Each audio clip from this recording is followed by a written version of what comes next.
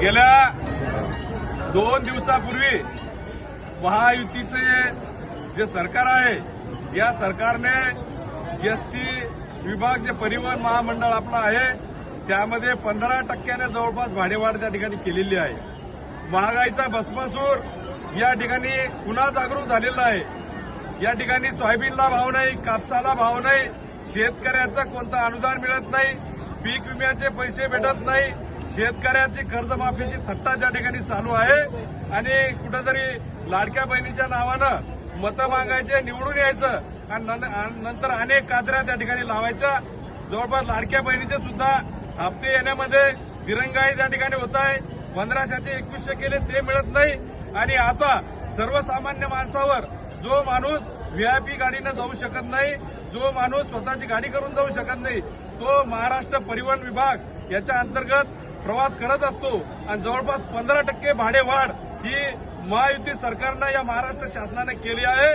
उद्धव बाळासाहेब ठाकरे पक्षाच्या वतीनं आज एसटी महामंडळ चिखली या ठिकाणी खऱ्या अर्थानं आम्ही ठिय्या आंदोलन केलेलं आहे, निदर्शनं केलेलं आहे, रास्ता रोको केलेला आहे।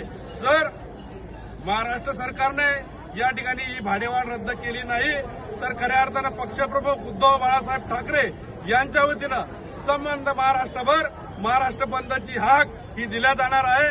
जोपर्यंत शेतकऱ्यांचं, कष्टकऱ्याचं, गोरगरिबाचं भाडं रद्द होत नाही तोपर्यंत उद्धव बाळासाहेब ठाकरे पक्ष हा खऱ्या अर्थानं थांबणार नाही। एवढंच या ठिकाणी शिवसेना, युवासेना, किसान सेनेच्या वतीनं आम्ही या महायुतीच्या सरकारला हे आवाहन करण्यासाठी या ठिकाणी आलेलो आहे आणि महायुती सरकारने ही भाडेवाढ रद्द केल्याशिवाय उद्धव बाळासाहेब ठाकरे पक्ष शांत बसणार नाही, हेच आवाहन आम्ही करतो आणि थांबतो।